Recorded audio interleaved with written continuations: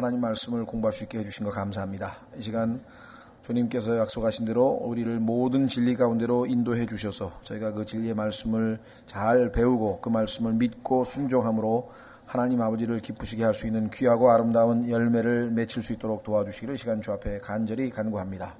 사역을 맡기신 자에게 약속하신 대로 능하게 하시고 지혜와 명철을 더하시고 위로부터 주님의 영으로 충만하게 채우셔서 하나님의 말씀의 사역이 온전히 성취되어 하나님 아버지께는 기쁨과 영광이요 우리 모두에게는 큰 축복과 유익이 되도록 주께서 도우시기를 이 시간 간절히 바라옵고 원합니다. 이 시간을 통해서 홀로 영광을 얻으시고 이런저런 사정으로 참석치 못한 모든 지체들을 지켜 보호하셔서 늘 그들의 마음이 주님과 주님의 말씀과 주님의 사랑하는 형제자매들의 거룩한 이 모임의 집회에 와 있을 수 있도록 도우시기 원합니다. 이 시간을 온전히 주님 손에 의탁드리옵고 모든 말씀을 우리 주 예수 그리스도 이름으로 기도하옵나이다. 아멘. 예, 저희는 지금 오늘 고린도 전서 성경 공부를 진행하고 있는 중입니다. 고린도 전서 지난 시간에 우리가 5장 8절까지 보았는데요. 5장 6절, 7절, 8절을 다시 한번 조금 보완하도록 그렇게 하겠습니다. 이 고린도 교회는 말씀드린 것처럼 참으로 하나님의 놀라운 축복을 받은 교회였지만 엄청난 하나님의 축복에도 불구하고 실제적으로 영적으로 거의 성장하지 못해서 분열이 있었고 다툼이 있었고 갈등이 있었던 그런 교회였다고 했습니다. 그래서 그들이 갖고 있는 여러 가지 문제점들을 지금 1장서부터 쭉 열거하고 있는데 이 5장에 보면은 그들이 그리스도인이 된 이후에도 과거에 지녔던 그러한 잘못된 그 도덕적인 죄들, 그러한 죄들이 침투한 것을 당연히 제거하고 막았어야 되는데 그리하지 아니하고 내버려 둠으로 말미암아 온 그 주님의 몸된 교회가 더럽혀지는 그런 문제가 생겼다는 것.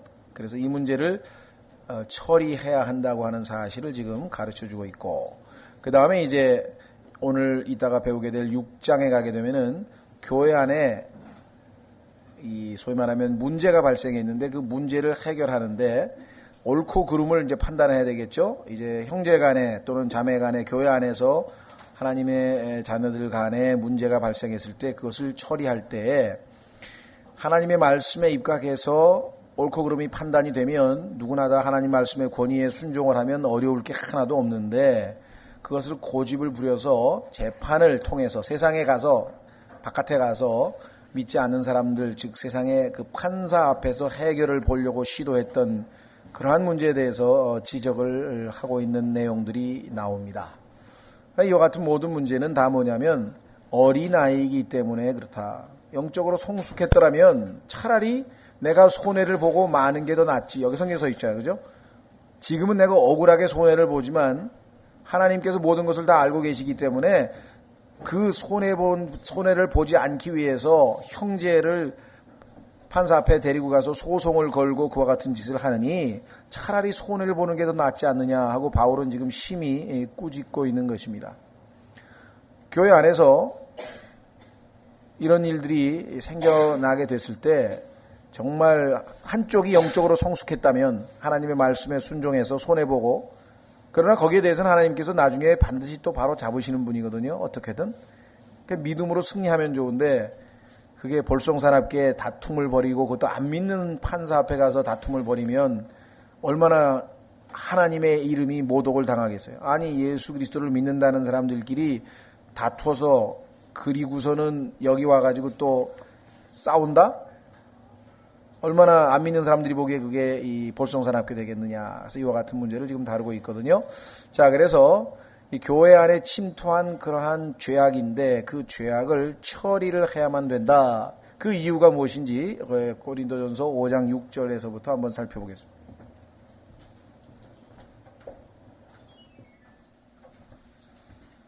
자, 고린도전서 5장 6절부터 너희가 자랑하는 것이 선하지 아니하도다. 우쭐대는 게 선할 리가 없겠죠. 하나님 앞에 늘 겸손해야 되는데. 자, 작은 누룩이 온 덩어리를 뜨게 함을 너희가 알지 못하느냐. 우리가 빵을 만들 때 밀가루 반죽을 한 다음에 거기다가 부풀어 오르게 하는 이스트를 집어넣는데 많이 넣지 않습니다. 조금만 넣어도 크게 부풀어 오르는 특성을 지니고 있는 것이 바로 그 이스트죠. 그래서 여기서 지금 그 얘기를 하고 있는 것입니다. 이것은 마치 죄가 주님의 몸된 교회 안에 아주 작은 죄가 용납이 되고 침투하게 되면 그것 때문에 온 교회가 부패하고 문제가 발생한다고 하는 것을 예표적으로 보여주고 있는 것이죠. 자, 그래서 아주 하나님께서는 자연 현상에서 일어나고 있는 쉬운 것들을 통해서 우리에게 영적인 깊은 진리들을 가르쳐 주시는 겁니다. 그렇죠? 그래서 눈에 보이는 것들, 지금 이 눈에 보이는 모든 현상들을 통해서 보이지 아니하는 영적인 진리들을 하나님께서 가르쳐 주시는 그러한 아주 쉬운 방법을 많이 사용하고 계시죠. 그래서 비유도 많이 들고 씨 뿌리는 비유도 들고 그런 것이 바로 그것이죠. 여기도 마찬가지. 그러니까 너희가 빵 만들 때 거기다가 이스트를 조금 집어넣으면 빵이 이렇게 크게 부풀지 않느냐. 그런 것처럼 지금 예수 그리스도께서 머리가 되시고 나머지 모든 구원받은 하나님의 자녀들은 몸이 되는 이러한 영적인 그러한 몸인 교회에도 죄가 침투해서 그건 누룩 역할을 하는 거죠. 죄가 침투하게 되면 그 교회 전체가 부풀어 오르게 될 것이다. 썩게 될 것이다. 라고 하는 것을 지금 경고하고 계시는 겁니다. 자, 그래서 7절에 그러므로 너희는 누룩 없는 자들인즉. 자, 왜 누룩 없는 자들인지에 대해서는 이제 구약 성경을 통해서 한번 좀 살펴보려고 합니다. 새 덩어리가 되기 위하여 누룩이 그 안에 이미 들어가는 거는 묵은 덩어리란 말이에요. 아니야, 이제. 새롭게 전혀 누룩이 들어가지 아니하는 그러한 새 덩어리가 되기 위하여 묵은 누룩을 제거하라. 그래서 지금 고린도 교회에 침투한 죄를 빨리 제거할 것을 지금 말씀하고 있죠. 우리의 유월절 어린 양 곧 그리스도께서 우리를 위하여 희생물이 되셨느니라. 자, 어떻게 해서 예수님께서 구약시대의 유월절이라고 하는 유대인의 명절에 하나님께 바치는 희생물, 희생제물이 되셨느냐? 그걸 좀 이따 살펴보겠습니다. 8절에 그러므로 우리가 그 명절을 지키되 묵은 누룩으로도 말고 악의와 사악함의 누룩으로도 말며 오직 순수함과 진실함의 누룩 없는 빵으로 하자. 자, 그러니까 여기에서 누룩이라고 하는 것은 악의와 사악함의 누룩이라고 하는 걸로 봤을 때 좋지 않은 거죠. 뭔가 나쁜 것, 썩게 하는 원인 되는 물질, 뭐 독성 물질이 됐든 뭐가 됐든 간에 하여간 뭔가 그와 같은 것들에 대한 언급이다. 자, 그러면 우리가 구약 성경 출애굽기로 가서 이 누룩이 처음 언급이 되어 나오는 상황을 한번 좀 살펴보려고 합니다. 출애굽기 12장. 출애굽기 12장에 가면은 여러분도 아시다시피 하나님께서 아브라함이라고 하는 한 사람을 지금 저 이라크가 있는 지역이죠. 유프라테스 강과 그다음에 티그리스 강이라고 하는 두 강이 합쳐져서 하나의 큰 강이 되어서 이제 바다로 흘러가게 되는데 그 두 강 사이를 메소포타미아라고 합니다. 아마 학교 다니시는 분들은 다 아시겠죠. 메소라고 하는 말은 가운데란 뜻이고 포타미라고 하는 단어는 물입니다. 그 양 강 사이에 끼어 있는 지역인데 거기가 이제 인류 문명의 발상지라고도 알려져 있죠. 성경에 보니까 바로 거기가 에덴의 동산이 있었던 지역이고요. 거기가 바로 아브라함이 살고 있었던 고향이었는데 그 아브라함이라고 하는 사람을 하나님께서 불러내셔서 지금에 있는 팔레스타인 땅으로 보내시면서 그로 하여금 한 민족의 조상이 되게 하셨어요. 그런데 그 민족은 왜 하나님께서 선택을 하셨는가 보니까 창세기 11장에 이 땅에 사는 모든 민족들이, 즉 이 지상에 살고 있던 모든 민족들이 힘을 합쳐서 하나님께 반역을 했는데 그것이 곧 잘 아시는 바벨탑 사건입니다. 그래서 하나님께서 이제 더 이상은 모든 백성들, 모든 민족들을 일일이 다 다루시지 아니하시고 일단 그들을 모두 제껴 놓으셨고 그걸 이방인들이라고 해요. 그 중에서 한 민족만 뽑았어요. 그래서 그 선민이라고 하죠. 이스라엘. 뽑아서 그 이스라엘 민족이라고 하는 민족을 통해서 이제 하나님께서 살아계시다고 하는 사실을 온 천하에 알리시기로 그렇게 하셨어요. 그래서 그 이스라엘 민족에게 하나님께서 기적도 베푸시고 그 다음에 율법도 주시고 또 하나님께서 그 절기도 주시고 하여간 이 하나님께서 이스라엘 백성은 계속해서 자신의 백성으로 삼으셨다. 선민이라고 택함 받은 백성이라. 그런데 이 백성이 이제 민족으로 하나의 국가로 태동되는 것이 바로 이 출애굽이라고 하는 사건입니다. 자, 75명의 부족국이죠. 뭐 75명 정도 되면은 뭐 큰 옛날 우리 대가족의 정도밖에 안 되니까 그 사람들이 이집트라고 하는 곳에 가서 이제 400년간 또는 학자들에 따라서 215년간 그 기간이 이집트에 머물렀던 기간에 대해서는 성경적으로 두 가지가 가능성이 있기 때문에 하여간 어쨌거나 일정 기간 동안을 215년 또는 400년간을 이집트에 머물면서 거기서 하나님께서 그들을 크게 축복하셔서 이제 많이 숫자가 늘어났습니다. 그래서 남자들만 60만이라 그랬죠. 남자 어른만 60만이니까 부인들이 다 있다고 치고 그 다음에 애들까지 2명 정도 3명 정도 잡으면 한 200~300만이 넘는 사람들이 이제 이집트에서 탈출을 해서 모세를 지도자로 해서 이제 탈출하게 되는 사건, 그걸 출애굽이라고 그러죠. 애굽으로부터 나온다. 출애굽이라고 하는 사건이 있게 되고 그것이 이제 오늘날의 이스라엘 민족의 어떤 국가로서의 형태를 갖추게 되는 것이에요. 그래서 이제 하나님께서 이제 그 국법으로 즉 헌법에 해당되는 10계명과 아울러 603개 그러니까 총 613가지겠죠. 출애굽까지. 그래서 민법, 형법 이런 모든 것에 해당되는 것을 주셨는데 이것을 우리가 율법이라고 합니다. 하나님께서 우리나라에도 모든 민법, 형법, 뭐 이런 복잡하게 상법 다 있잖아요. 위생법 이런 것이 있듯이 주신 그 율법이 있습니다. 어쨌거나 하여간 그 이스라엘 백성을 출애굽시키면서 하나님께서는 그 전까지 이스라엘 백성들이 살았던 그러한 삶과 출애굽을 하면서 시작되는 새로운 삶과는 전혀 새로운 삶. 왜? 이제 한 민족으로 하나님 앞에 서게 되고 하나님께서 이 민족을 구속하셔서 이집트의 노예 상태로 있던 민족을 노예에서부터 해방을 시키셔서 이제 전혀 새로운 삶을 시작하게 하시는 거잖아요. 그렇죠?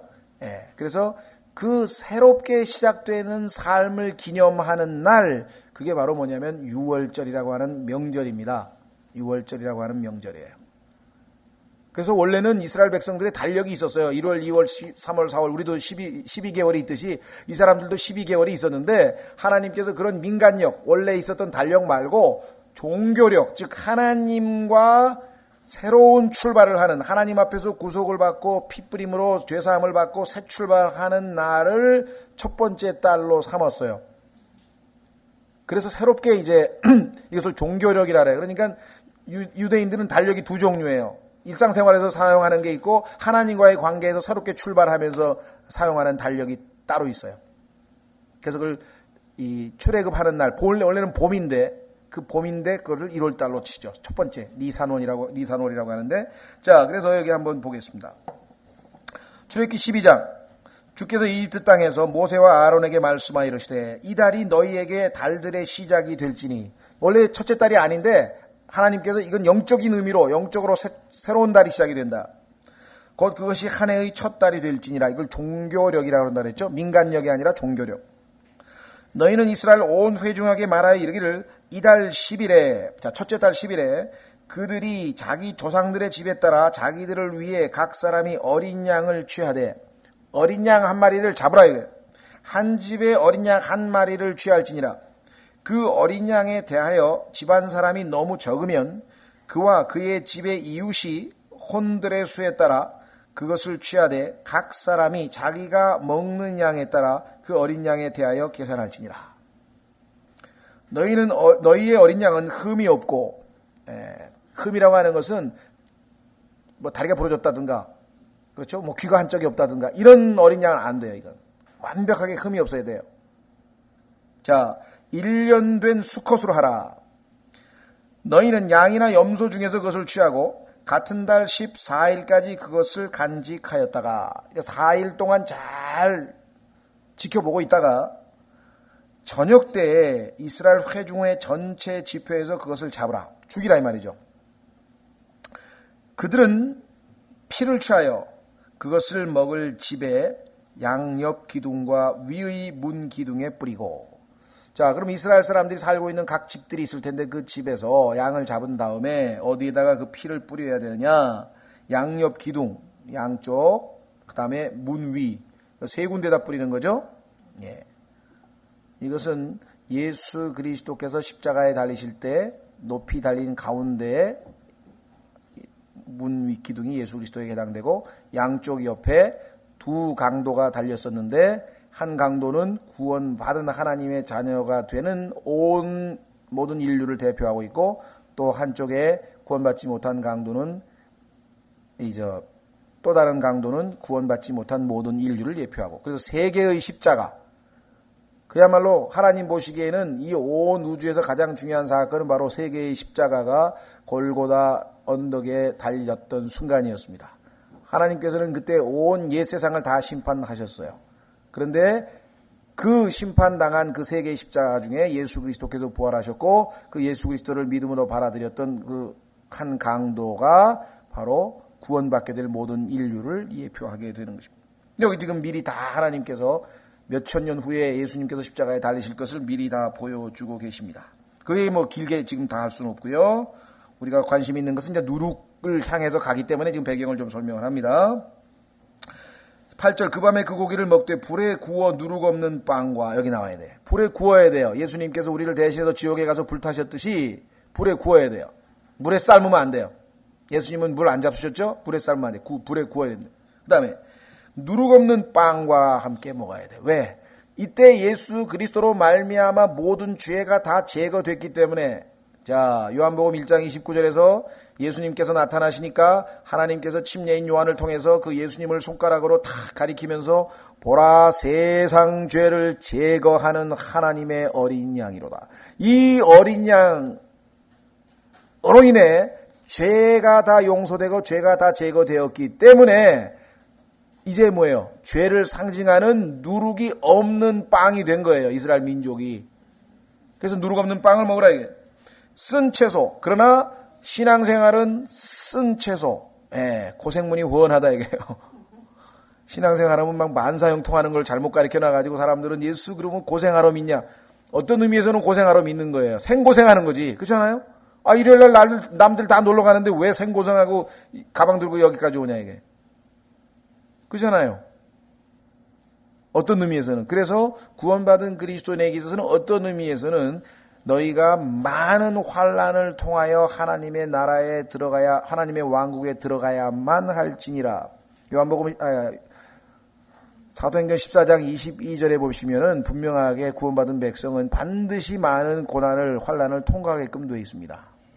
그래야 여러분과 제가 과거에 가졌던 악한 습관과 옛 자아의 모습과 더덕더덕 붙어있던 많은 세상의 오염들을 싹 씻어낼 수 있는 방법은 고난이라는 방법밖에는 없어요.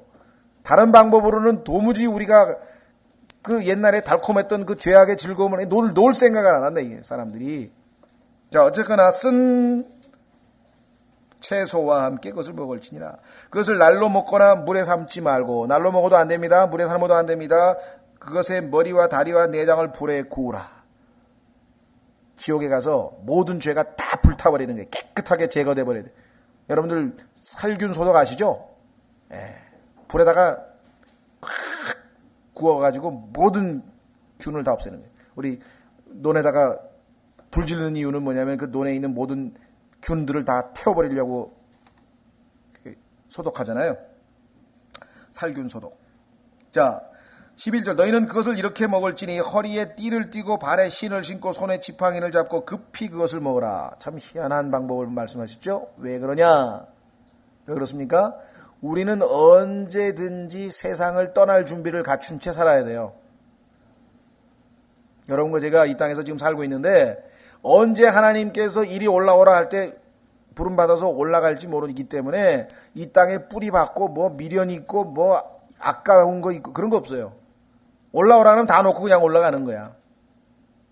이게 지난번에 1년생 나무린 겨자씨 비유에 해당되는 것이에요.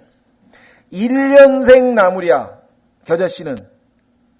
어떤 의미에서는 하루하루 사는 거지만 1년마다 1년 또 살고 그 다음에 하나님이 허락하시면 1년 또 살고 그게 겨자의 인생이야. 그런데 나무는 뭐 뿌리를 박고 그냥 몇백 년 이 땅에서 살려고 뿌리를 박아버린대. 그러니까 나물로 우리를 부르셨는데 나무처럼 살아가는 사람, 이게 변질된 것이죠. 지난번에 우리가 비유를 봤었습니다. 자, 여기 보시니까 어떻게 되어 있는가? 허리에 띠를 띠고 발에 실을 신고 손에 지팡이를 잡고 급히 그것을 먹어라. 그것은 주의 유월절이니라. 왜냐하면 세상을 떠날 준비를 하는 거거든요. 내가 이 밤에 이집트 땅을 두루 지나가며 사람이나 짐승을 막론하고 이집트 땅에 처음 난 것을 다 치고 또 이집트의 모든 신에게 심판을 지팡하리라. 이집트는 성경에서 세상을 예표한다 그랬습니다. 그 피가 너희가 거하는 집 위에 있어 너희를 위에 표가 되게 할지니라. 내가 그 피를 볼 때에 너희를 넘어가리니. 자, 넘어간다고 하는 단어가 유월이에요. 한자 말이에요. 유는 넘을 유자고 월은 담월자예요. 담을 넘어간다 이 말이야. 죽음의 사자가 왔다가 하나님이 시키시는 대로 피가 발려 있는 것을 보고 그 피는 뭐예요? 우리를 죄사하는 거잖아요. 피 흘림이 없이는 죄사함이 없다. 그러니까 피를 보고 죄를 용서했기 때문에 하나님께서 거기는 심판할 필요가 없으니까 들어갈 필요 없잖아요. 그러니까 넘어간다 이게. 그 다음 집으로 넘어가. 여기 피 없어? 거기는 죽여. 그 다음에 넘어가. 여기 피 있어? 넘어가. 피 없어? 죽여. 이렇게 된 거예요. 그러니까 피 안 바른 집은, 피 흘림을 받아들이지 아니하고 예수 그리스도의 보혈을 믿지 않은 집은 다 멸망당한 거죠. 그래서 그 피를 볼 때 너희를 넘어가리니 내가 이집트 땅을 칠 때 하나님은 세상을 심판하시게 될 겁니다. 그 재앙이 너희 위에 임하여 너희를 멸하지 아니하리라. 이날은 너희에게 기념일이 되리니. 왜?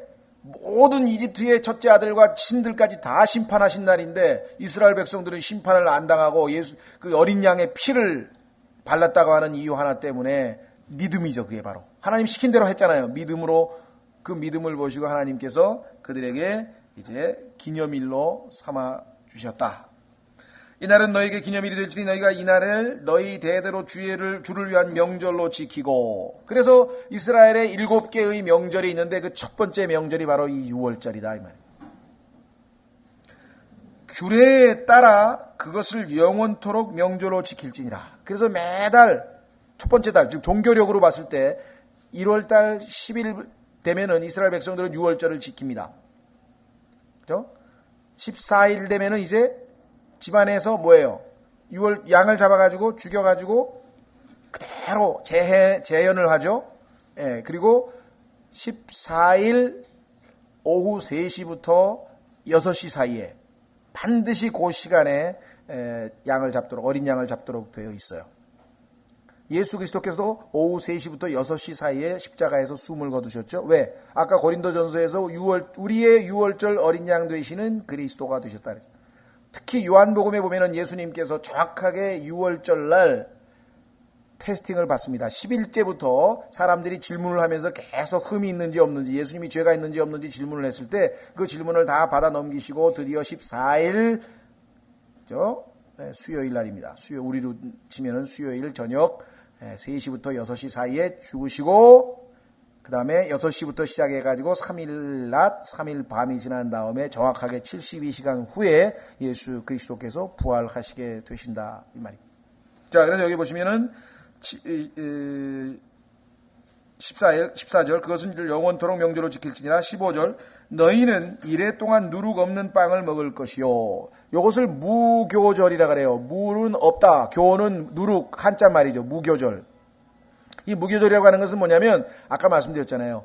어린 양으로 말미암아 죄가 다 제거됐기 때문에 이제는 죄 없는 거룩한 하나님의 백성이 됐는데 그것을 기념하기 위해서 일주일은 뭡니까? 7일이라고 하는 7일. 완전한 숫자잖아요. 우리에게는 이제 영원토록 죄가 없는 거예요. 하나님 보시기에는 예수님이 우리의 죄값을 다 치르시고 다 해결했기 때문에 하나님 보시기에는 여러분과 저에게는 이제 죄가 전혀 없는 거예요. 놀랍죠? 그래서 여기 지금 뭐예요? 누룩 없는 빵을 먹을 것이요. 첫째 날에 너희 집에서 누룩을 제거할지니. 그래서 이 첫째 날 누룩을 집안에서 이잡듯이 뒤지는 그러한 풍습이 이스라엘 백성이죠. 새로 사온 누룩이라도 빵 만들 때 누룩이라 다 갖다 버려야 돼요. 하여간 일단 그날 다 제거시켜요. 누구든지 첫째 날부터 일곱째 날까지 누룩 있는 빵을 먹는 혼은 이스라엘에서 끊어지리라. 첫째 날에 거룩한 집회가 있으며 일곱째 날에도 너희 거룩한 집회가 있으리니 이 두 날에는 각 사람이 먹는 일 외에는 아무 일도 하지 말고 너희 중에서 오직 그 일만 할지니라. 너희는 무교절을 지킬지니라. 바로 이 날에 내가 너희 군대를 이집트 땅에서 데리고 나왔기 때문이니라. 근데 실제로는 군대가 아니고요. 이게 완전히 오합지졸도 그냥 막 어린애까지 애기까지 없고 사실 보면은 하나님의 군대이기 때문에 하나님의 군대는 하나님이 싸워요.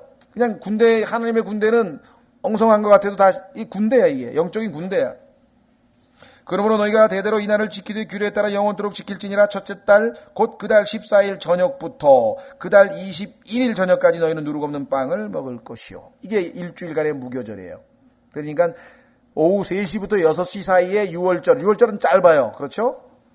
6월절을 지키고 그 다음에 6시 되면은 바로 하루가 시작이 된단 말이에요. 유대인들은 저녁 6시부터. 그날이 이제 여기 나에게는 14일 저녁이에요.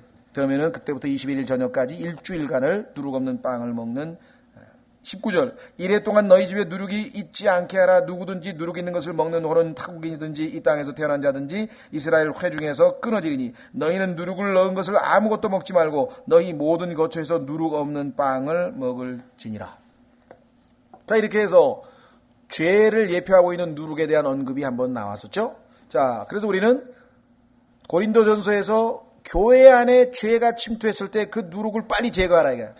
왜? 너희는 누룩 없는 자들이니까. 여기 나와 있잖아요. 누룩 없는 자들이니까. 두 번째는 누룩이라고 하는 것은 바리새인과 서기관들의 잘못된 거짓 교리에 대한 것이라고 예수님께서 신약에서 말씀하셨다. 그러니까 구약에서 얘기하는 누룩은 죄를 얘기하는 것이고 생활면에서 우리 행실면에서의 죄를 얘기하는 것이고 신약에서 얘기하는 누룩은 예수님께서 말씀하신 대로 바리새인들과 서기관들의 거짓 교리를 얘기한단 말이죠. 그것이 교회에 침투하면 교회가 부패해버리는 것이에요. 그 주님의 명령대로 이 교회들이 처음에 초대교회들이 생겨나면서부터 그 말씀에 충실했더라면 오늘날 교회가 이렇게 부풀어 오르는 그러한 참 비참한 역사는 없었을 터인데 그리하지 못했다라고 하는 것을 우리가 알 수가 있습니다. 자, 그래서 다시 고린도전서로 옵니다. 자, 그래서 이제 어떻게 해서 우리의 6월절 어린 양인 예수님이신가 그리스도이신가를 우리가 구약 성경을 통해서 하나님께서 미리 예표해 놓으신 것을 쭉 살펴보았습니다. 자, 그러면 예수님께서 십자가에서 우리를 대신해서 하나님의 어린 양으로 희생물로 바쳐졌다면 당연히 그 예수 그리스도를 받아들인 우리 구약으로 치면 이스라엘 백성들이 어린 양을 먹었잖아요. 어린 양을 먹을 때 뭐와 함께 먹었어요? 누룩 없는 빵과 함께 먹었으니 예수님을 믿고 구원받은 순간부터 우리는 그때부터 어떻게 출발하는 거예요? 이제 죄로부터 구원받고 죄로부터 해방받고 죄와 상관없는 삶을 살게 된다 이 말이죠. 죄를 용서받았으니까. 자, 그래서 8절에 그러므로 우리가 그 명절을 지키되 묵은 누룩으로도 말고 악의와 사악함의 누룩으로도 말며 오직 순수함과 진실함의 누룩 없는 빵으로 하자. 자, 그래서 이제 누룩과 관련된 말씀들을 성경을 통해서 우리가 짧게지만 한번 살펴보았습니다. 자, 그렇다면 교회 안에서 분명하게 여기 지금 음행이라고 하는 아주 참 중죄를 저질렀는데 거기에 대해서 지적을 해야 되고 그를 교회에서 하나님의 말씀에 의해서 내보내야 돼요. 제거해야 돼요. 그렇죠? 예. 그 13절부터 보십시오. 고린도전서 5장 13절에 그러므로 밖에 있는 자들은 하나님께서 판단하시나니 그러므로 그 사악한 자를 너희 가운데서 내쫓으라. 자, 사악한 자를 너희 가운데서 내쫓으라. 이게 쫓았는데 이 사람이 회개를 했어요. 아, 내가 하나님 앞에 죄를 지었으니 다시는 죄를 짓지 아니하겠다. 그 죄를 인정하고 다시는 죄를 짓지 아니하겠다고 마음을 돌이켰을 때에 그를 다시 용서하고 교회에서 받아주라. 이렇게 되어 있는 거죠. 그러니까 일단 그 죄에 대해서 지적을 하고 처리를 일단 교회가 해야 돼요. 그냥 눈 감아주고 덮어줘 버리면 안 된다는 것이에요. 왜? 그 누룩 때문에 교회가 다 썩어버리는 거예요. 자, 그 다음에 이제 9절서부터 13절까지는 무슨 내용인 거 아니? 자, 그러면은 이 세상에 보니까 지금 우리가 살고 있는 이 세상에 보니까 이게 무슨 이혼을 밥 먹듯이 하고 그냥 음행을 밥 먹듯이 저지르고 그냥 간음을 밥 먹듯이 저지르는 게 지금 우리가 살고 있는 이 세상인데 그리고 그것도 죄로 치지도 않아. 아, 그게 무슨 죄냐 이게 요즘에는. 그렇죠? 미국의 오죽하면은 미국의 클린턴 대통령이 그런 부도덕한 짓을 했는데도 그래도 뭐 경제를 잘 살려서 잘 먹게 해주는데 뭐 그런 사적인 일 가지고 우리가 막 간섭하느냐. 케네디 대통령도 마릴린 먼로하고 뭐 섹스 스캔들 그거야 뭐 그 사람 개인적인 생활이지 뭐 그게 무슨 중요하냐. 그러니까 세상은 지금 온통 그런 거를 다 용인하는 세상이 다 되어버렸으니 그러면 이 세상에서 우리는 살 데가 없잖아. 그 사람들하고. 그런데 성경에서 얘기하는 것은 교회 안에 그리스도인이라고 하는 사람이 그런 죄를 졌을 때 쫓아내란 얘기지. 내가 회사 다니는데 그 회사에 다니는 사장이 맨날 바람 피운다. 나 그 사장하고 갈라서 해야 돼. 그럼 회사 그만둬야 되냐. 그 얘기가 아니라는 것이에요. 무슨 말인지 아시겠어요? 자, 보세요. 9절. 내가 음행하는 자들과 사귀지 말라고 서신해서 썼으나 이 말은 이 세상에 음행하는 자들이나 탐욕을 부리는 자들이나. 자, 음행만 우리는 굉장히 큰 죄로 치죠. 그러나 탐욕은 우상숭배라고 성경에 얘기했습니다. 탐욕. 필요 없는데 더 가지려고 막 그러는 거. 그 다음에 강탈하는 자들이나 남의 거 빼앗는 거예요. 남의 거 빼앗는 것. 특히 이 강탈은요, 이 교회에서 세금이 아니지, 헌금 내라고 하는 거, 이거. 헌금 강요하는 것도 강탈 행위의 아주 대표적인 경우예요. 그래가지고 두려움을 심어가지고, 헌금 안 내면 뭐 무슨 집안에 무슨 사고가 나고 무슨 일이 터지는 것처럼 막 이런 식으로 얘기하는 거. 이거 강탈 행위예요. 그 다음에 우상 숭배자들과 전혀 함께하지 말라는 것이 아니니. 만일 그리 하려면 너희가 반드시 세상 밖으로 나가야 하리라. 그렇죠. 어떻게 살아요? 이 세상이 다 그런 사람들 뿐인데.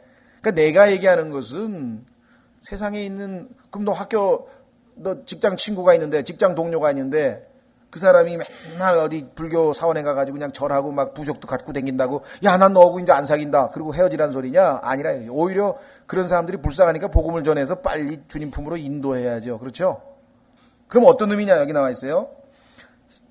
11절. 그러나 내가 너희에게 쓴 것은 만일 형제라 불리는 어떤 사람이 자기가 그리스도인이라 그러면서, 자기가 형제라 그러면서, 자기가 구원받았다고 하면서 어떤 사람이 음행하는 자이거나 탐욕을 부리는 자이거나 우상숭배자이거나 욕설하는 자이거나 술 취하는 자이거나 강탈하는 자이거든 사귀지도 말고 그런 자와는 함께 먹지도 말게 하려 함이라.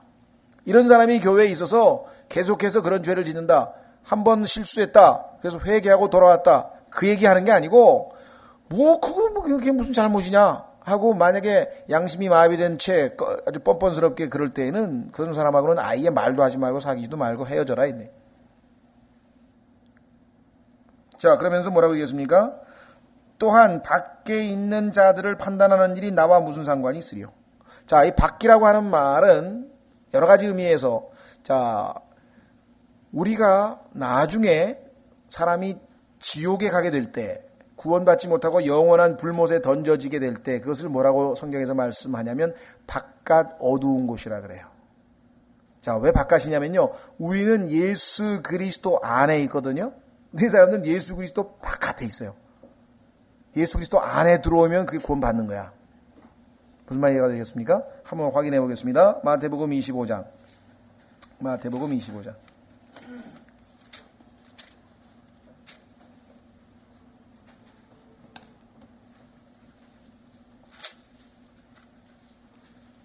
(30절) 마태복음 25장 30절에 너희는 이 무익한 종을 바깥 어둠 속에 내던지라. 거기서 슬피 울며 이를 갈미 있으리라 하니라. 이 outer darkness라고 하는데 바깥. 아까는 without인데요. within 하면 아니라는 뜻이고 without이거든요. 그래서 성경에서 바깥에 있는 사람이라는 뜻은 뭐냐면 구원받지 못한 사람을 얘기할 때 성경에서는 항상 바깥 사람. 그래서 그래. 야, 너가 말이야 신앙생활 하는데 어떻게 시간을 안배해야 되느냐. 형제들하고도 우리가 마냥 밤새고 교제하면 안 되죠. 절제해서 어느 정도 교제해야 하고 어릴 때도 자기 일을 해야 된단 말이야. 그런데 바깥 사람들하고 또 어때? 계속 시간 낭비할 수도 없잖아. 그래서 바깥 사람들하고 지낼 때는 지혜롭게 지내. 지혜롭게. 적당한 선에서 마음 안 상하게 하면서 이 사람들과 마냥 시간 낭비해버릴 수 없다는 말이죠. 그래서 성경에서 이 바깥 사람이란 말이 자주 나와요. 그럴 때마다 이건 안 믿는 사람을 얘기하는구나. 그리스도 안에, 예수 그리스도의 몸 안에 아니고 몸 바깥에 있는 사람. 자, 그래서 이렇게 나와 있죠. 밖에 있는 자들을 판단하는 일이 나 무슨 상관이요? 이 세상에 수없이 많은 사람들이 아직도 밖에 있고 구원 못 받고 죄 짓고 있는데 그걸 내가 아니지. 그건 하나님이 알아서 판단하실 거야. 그 사람들에게 내가 회개하고 예수님 믿으라고 해야 될 그런 것이 내 책무죠. 그 사람 판단하는 게 내가 하는 일이 아니야. 그러나 안에 있는 자들은 너희가 판단하지 아니하느냐. 안에 있는, 즉 예수 그리스도 안에서 구원받은 하나님의 백성이라고 하는 사람인데 하나님의 말씀을 정면으로 어기고 그것에 대해서 회개도 하지 아니하고 계속 죄를 지으려고 한다면, 회개하지 않는다면 그건 당연히 지적을 해야 되고 판단을 해야 된다. 자, 그래서 13절, 그러나 밖에 있는 자들은 하나님께서 판단하시라니. 그렇습니다. 하나님께서 다 판단하니까 걱정하지 말라. 그러므로 그 사악한 자를 너희 가운데서 내쫓으라.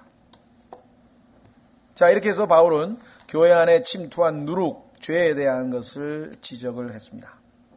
자, 그래서 우리는 이 누룩이라고 하는 용어가 성경에서 사용하는 의미와 그것이 교리적으로 갖는 의미에 대해서는 지난번에 설명을 많이 해드렸었죠. 그렇죠? 자, 그런데도 불구하고 오늘날 많은 교회들이 누룩을 잘못 오해를 해서 이런 얘기를 합니다. 성경에서 꼭 누룩이 나쁜 것입니까? 때로는 좋은 것으로 해석할 수 없습니까? 이런 분이 계셔요.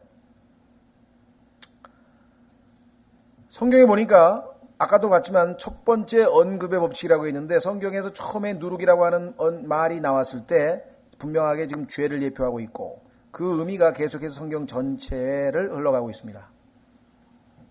창세기 1장에서 물들은 생명이 있는 것들을 내라 했을 때 물과 생명은, 우리의 육체적인 생명은 밀접한 관계가 있다 그랬죠. 그래서 예수님께서 물로 나고 또 성령으로 나지 아니하면 했을 때 이 물로 난다고 하는 것이 육신적인 출생이라고 하는 것이 창세기 1장 20절에 벌써 첫 번째 언급의 법칙에서부터 끝까지 일관성이 있게 나아간다고 했습니다. 그러니까 예수님께서 말씀하신 거짓 교리를 예표하고 있는 누룩과 죄를 예표하고 있는 누룩을 갑자기 좋은 것으로 해석해서 조그만, 그죠? 우리 기독교라고 하는 것이 조그만 종교였는데 거기에 누룩이 탁 들어가가지고 크게 커져서 전 세계에서 제일 위대한 큰 종교가 되었다. 이런 식으로 해석을 해서 누룩을 좋은 것으로 만들어버리면 이건 뭐 아주 하나님의 말씀과 정반대로 성경을 해석하는 일이 된다는 거죠. 자, 그런데 한 가지 성경에 보니까 하나님께서 누룩을 넣어서 빵을 만들어 먹으라는 얘기가 나와요. 이거 실제적으로 보통 때는 다 누룩 있는 빵을 먹어야지 누룩 없는 빵을 뭔 맛으로 먹어요? 빵에 나가는 누룩이 들어가야 먹는 건데. 그러니까 평상시 식사를 할 때는 당연히 누룩 있는 빵을 먹는 건데, 자, 누룩 없는 빵은 유월절 때, 즉 하나님께서 우리를 죄를 다 제거한 거룩한 백성이라고 하는 의미에서 먹는 건데, 하나님께 명절을 지키는 어떤 그런 그 절기를 지키는 중에 누룩 있는 빵을 먹으라는 얘기가 나와요. 한번 확인해 보겠습니다. 누룩 있는 빵을 만들어서 바치라, 이런 말이 나와요. 이게 무슨 말인가? 이거 성경을 읽다가 누룩은 나쁜 거라 그랬는데 왜 갑자기 하나님이 누룩을 넣어서 빵을 만들라 그랬지? 이렇게 생각하실 수가 있기 때문에, 자, 레위기 23장.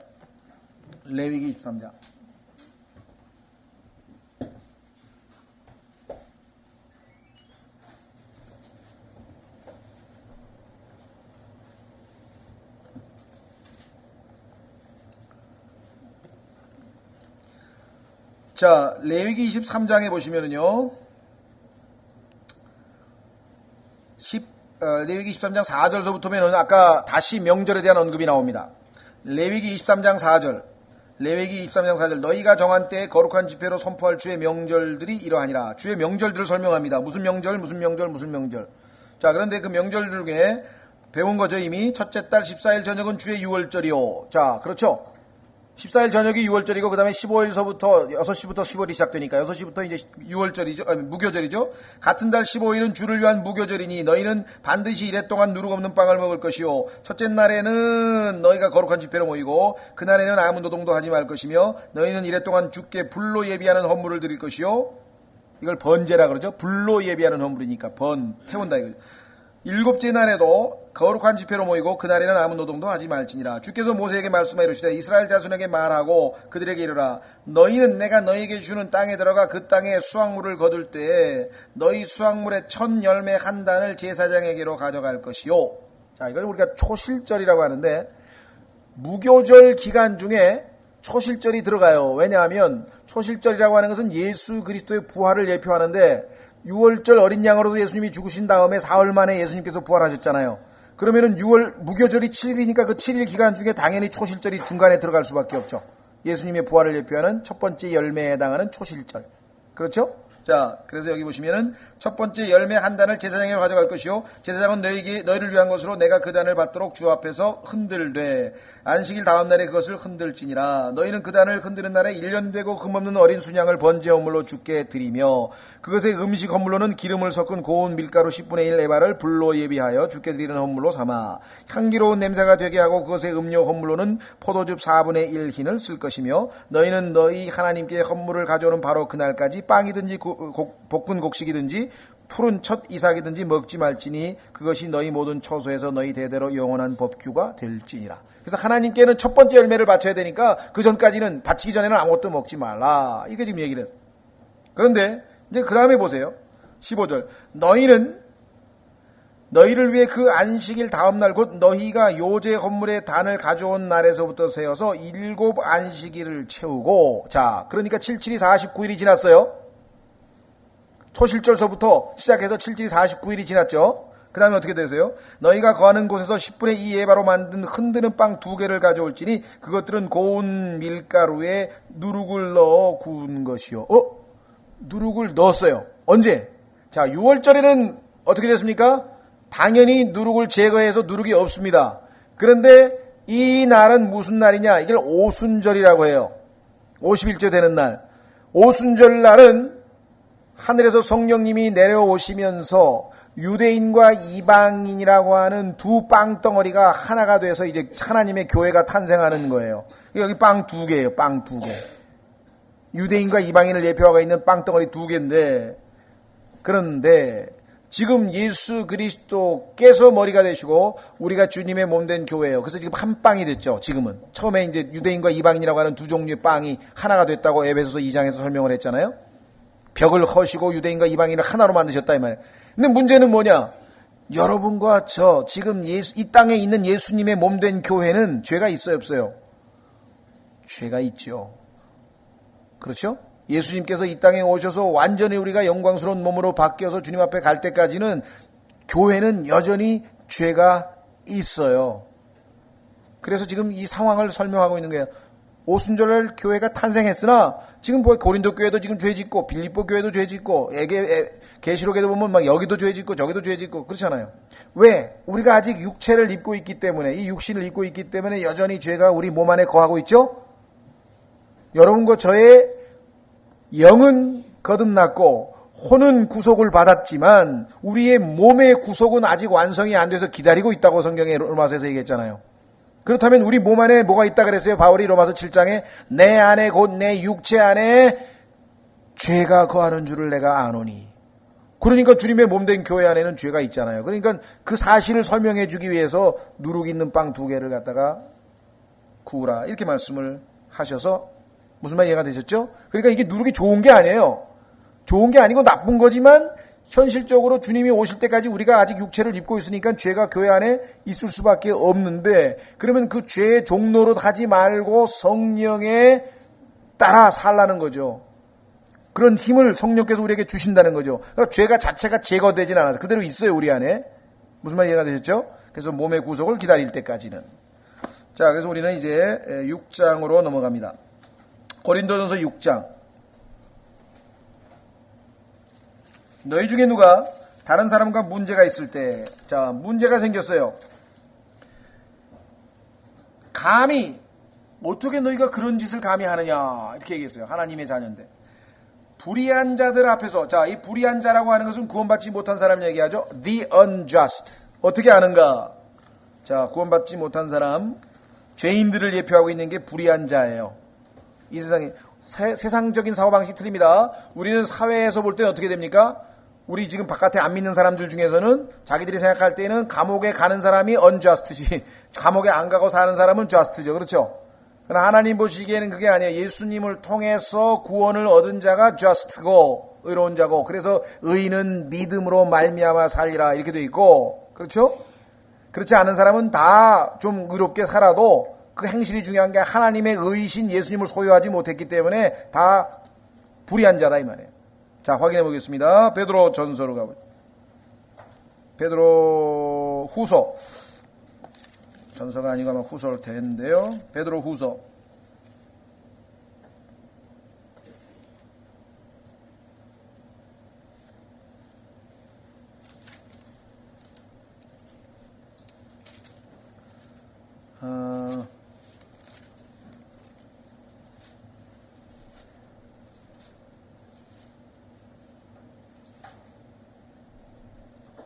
잠깐만요. 죄송합니다.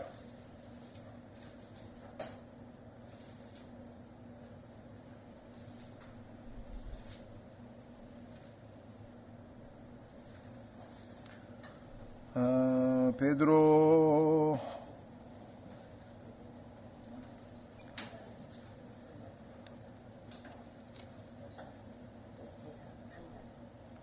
의인으로서 불의한 자를 대신하였으니까 지금 전선지 후선지 제가 지금 전서 3장이군요. 죄송합니다. 네, 베드로 전서 3장입니다.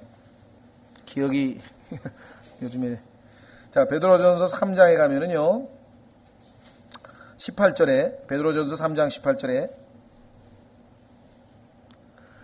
그리스도께서도 죄들로 인하여 한 번 고난을 받으사 여기 나와 있네요. 의로운 자로서 the just 그랬죠? 의로운 자로서 불의한 자를 대신하셨으니 the unjust. 그러니까 여기서 지금 불의한 자라고 하는 것은 예수님 안 믿고 구원받지 못한 사람을 통칭해서 얘기하는 표현이죠. 성경에서 말씀하시는 말 기억 나오셨죠? 자, 그래서 우리말로 하자면 안 믿는 사람들 앞에 가서 재판을 하냐 이게 감히 너희가 어떻게 믿는 사람이 아무리 문제가 생겼더라고 하더라도 거기 나와요. 자 고린도전서 6장으로 돌아옵니다. 1절 너희 중에 누가 다른 사람과 문제가 있을 때 감히 불의한 자들 앞에서 고소하고 성도들 앞에서 하지 아니하느냐. 당연히 문제가 생기면 성경을 펴들고 교회 안에서 이 형제가 나에게 이런 짓을 했고 이렇게 해서 했는데 판결해 주십시오 해서 교회 안에서 판결을 지어야지. 아니 어떻게 안 믿는 사람한테 가가지고 재판을 하느냐. 2절 성도들이 세상을 판단할 것을 너희가 알지 못하느냐.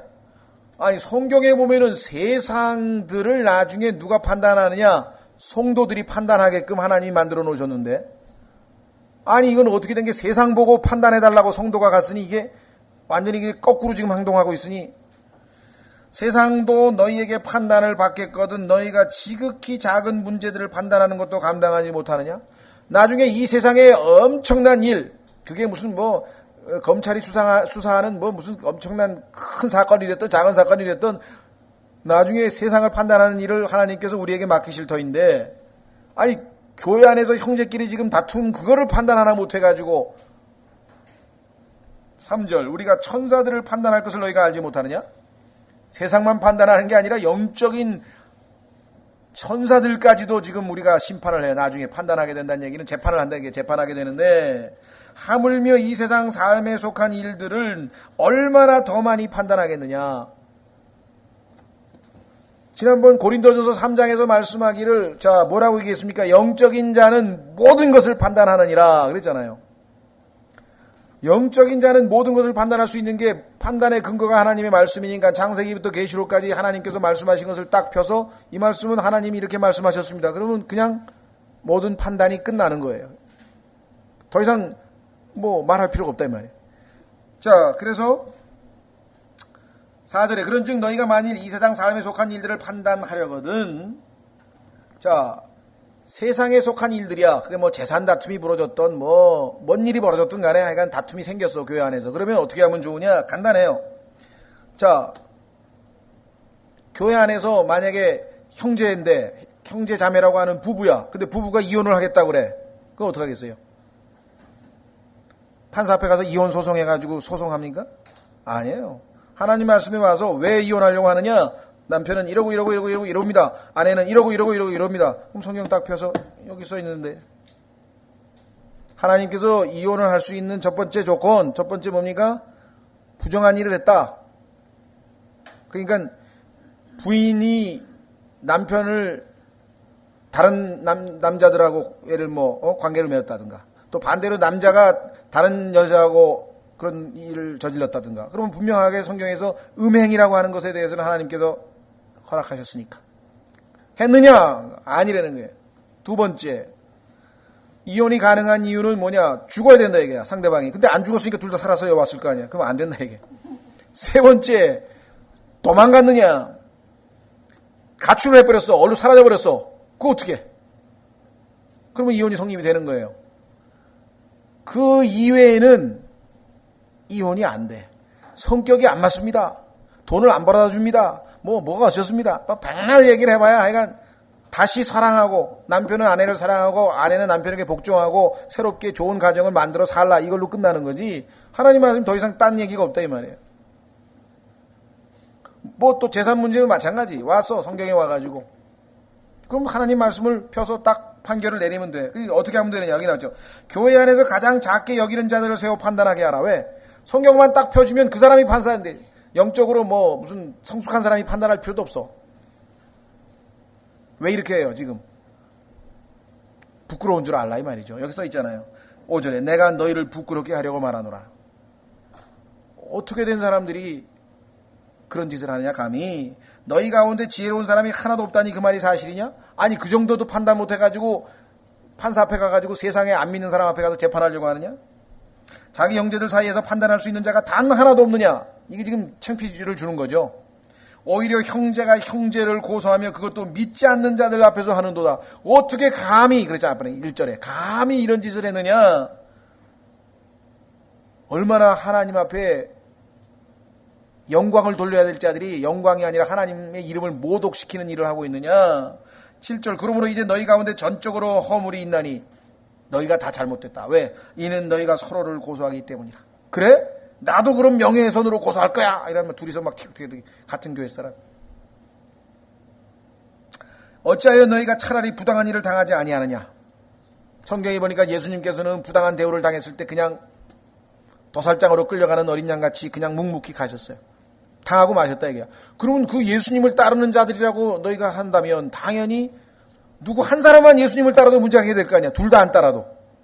영적으로 조금이라도 성숙한 사람이 포기해버리면 차라리 빼앗기지 아니하느냐? 아니라 너희가 부당한 일을 행하고 속여 빼앗되 그것도 너희 형제들에게 그리하는도다. 차라리 손해를 보고 억울하더라도 하나님 앞에 맡기고 하나님이 해결하시도록 다툼을 안 벌이고 재판을 안 하는 게 낫는데, 어떤 사람은 형제를 속여가지고 빼앗고 말이죠. 이런 짓을 하니 이게 도대체 너희가 참으로 하나님 앞에 합당치 아니하도다. 그 얘기를 하는 거예요. 자, 그래서 우리는 이제 그 1절서부터 8절까지 교회 안에서 문제가 발생했을 때 처리하는 방식에 대해서 얘기를 했는데, 여기에서 우리가 한 가지 이제 배우고 넘어갈 것이 있습니다. 그것은 뭐냐면 판단한다. 이게 판단이라고 하는 영어의 단어는 judge인데요. 우리말로 하면 판사라고 하는 단어죠. 판사. 그래서 보통 심판, judgment, 하나님의 심판이라고도 하는데, 우리말로는 심판으로 번역했다가 판단으로 번역했다가 이게 지금 두 가지가 돼 있어요. 왜냐하면 우리에게는 심판하면은 무슨 하나님께서 막 심판을 내리는 어떤 그 지옥에 보내는 심판, 어떤 그런 식의 뉘앙스가 좀 있다 보니까 형제를 심판하느냐? 그건 좀 이상하다. 그래서 판단이라고 지금 일단 번역을 했는데, 그런 뭐 같은 뜻이죠. 판단해서 형벌을 주는 게 심판이고, 판단해서 바로 고치는 거는 뭐 그게 판단도 되겠죠. 그래서 영어 한 단어는 똑같은 단어라고 하는 것 기억을 해 두시고요. 자, 여기 보시면은 성도들이 세상을 판단한다고 하는 것과 그 다음에 이제 천사들을 판단한다는 것, 여기에서 우리가 좀 짚고 갈 문제가 좀 있습니다. 성경에 보면은 다니엘서 7장 10절 가보십시오. 다니엘서 7장 10절에 가면은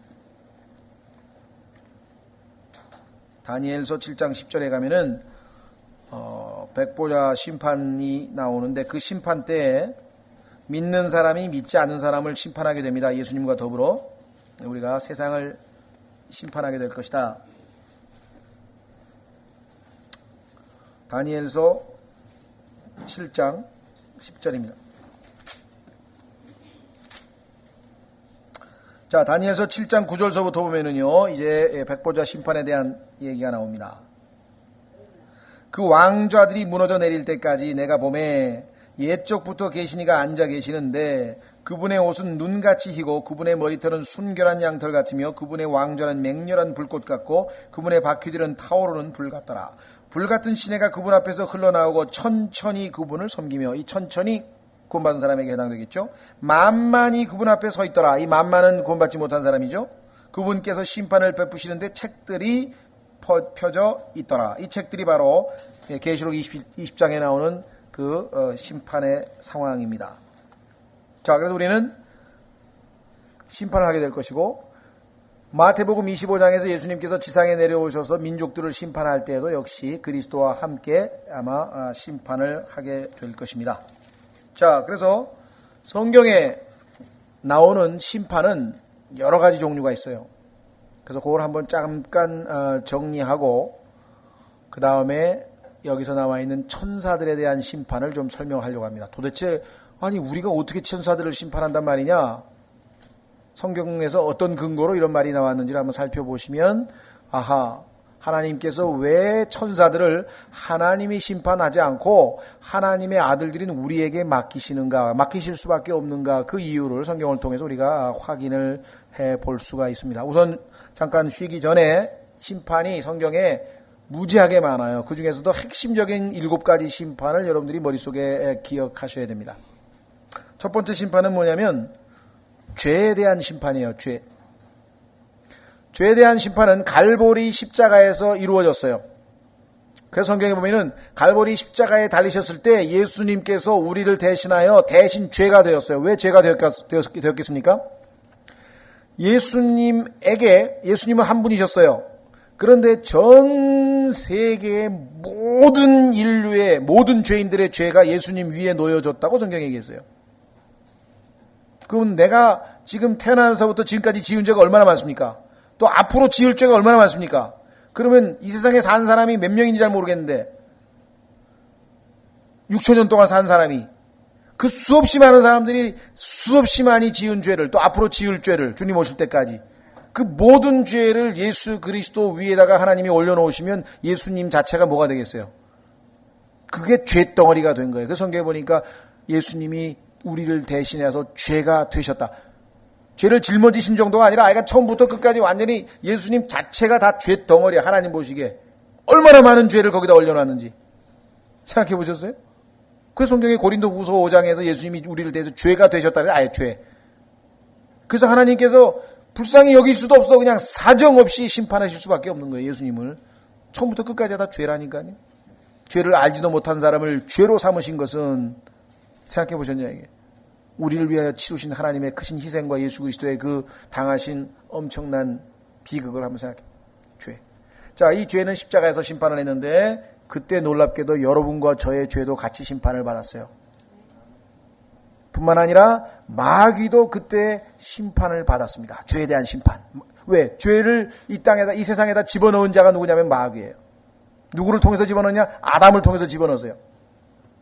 그래서 죄의 화신, 우리는 거룩함의 화신, 성육신이 예수님이시죠? 죄의 화신, 그게 바로 적그리스도인데 죄. 자, 그래서 심판이 죄에 대한 심판. 두 번째까지만 하고 쉬어야 되겠네요. 두 번째는 이 죄의 심판을 믿음으로 받아들이는 자. 예수님께서 십자가에서 갈보리에서 죽으신 그 심판이 나를 대신하여 받으신 심판이요. 그래서 그 예수님을 구세주로 믿게 되면은 그 사람은 죄에 대한 심판은 이미 지나간 거예요. 그렇기 때문에 그 사람은 나중에 큰 백보자 심판 앞에 갈 필요가 없는 거예요. 이미 그 사람들은 지옥에 갈 필요가 없으니까 지옥불에 던져질 심판을 당할 필요가 없는 거죠. 그래서 예수님이 우리를 대신해서 심판받았다는 사실을 내가 믿음으로 받아들일 때 나는 죄에 대한 심판은 이미 이루어졌어요. 두 번째 문제는 내가 하나님의 자녀가 되었어요. 더 이상 죄에 대한 심판을 받을 필요가 없어요. 그런데 내가 아들이 되었지만 또 예수님의 종이 되었지만 이 땅에서 살면서 때로 하나님 뜻대로 살지 아니하고 말씀을 어기고 짓는 죄가 있잖아요. 그렇죠? 그 죄에 대해서는 성경에 보니까 하나님께서 어떻게 하시는가? 우리가 하나님이 우리를 징계하시기 전에, 우리를 심판하시기 전에 먼저 자백을 하면 그분이 미쁘시고 의로우사 우리 죄를 용서해 주신다 그랬어요. 마치 자식이 아버지에게 잘못을 저질렀을 때 아버지 죄송합니다. 잘못했습니다. 용서해 주십시오. 그러면은 성경에 보니까 하나님께서는 반드시 용서하시겠다고 성경에 써 있어요. 그런데 죄를 한 번 짓고 두 번 짓고 세를 짓고 자꾸 재밌어가지고 자백은 안 하고 계속 죄 가운데서 헤매면은 아버지가 보시기에 딱하다 이 말이에요. 그래서 경고도 하고 여러 가지 방식으로 얘기를 했는데 그래도 말 안 들으면 성경에 보니까 매를 때리시게 돼 있어요. 그래서 성경에 보니까 하나님의 심판이 자신의 집에서부터 시작된다고 한다면 나중에 믿지 않는 자들에 대한 심판은 얼마나 크겠느냐. 하나님이 그렇게 엄격하신 분이라고 한다면 그 심판은 징계의 형식으로 우리에게 나타납니다. 그렇죠? 예. 그래서 때로는 성경에 보니까 이 고린도전서 11장에서 주의 만찬에서 주님의 몸을 분별치 못하는 죄를 범해서 죽기도 하고 성경에 보면 잠든 자가 있다 그랬죠. 죽기도 하고 병든 자도 있다 그랬어요. 마찬가지 교회 안에서도 병든 자도 있고 죽는 사람도 나타나고 하여간 어떤 형태로든지 하나님의 징계를 통해서 우리에게 심판이 있는데 자기가 자기를 먼저 심판하는 게 그걸 자백이라 그래요. 내가 나를 먼저 심판하는 거야. 그래서 하나님 앞에 자백을 해버리면 더 이상 하나님은 징계하실 필요가 없겠죠. 그래서 이것은 믿는 자들의 심판 또는 아들로서의 심판이에요. 아들로서의 심판. 아시겠죠? 예. 쉬었다가 나머지 5개 좀 더 살펴보고 나머지 고린도전서 6장을 이어가겠습니다.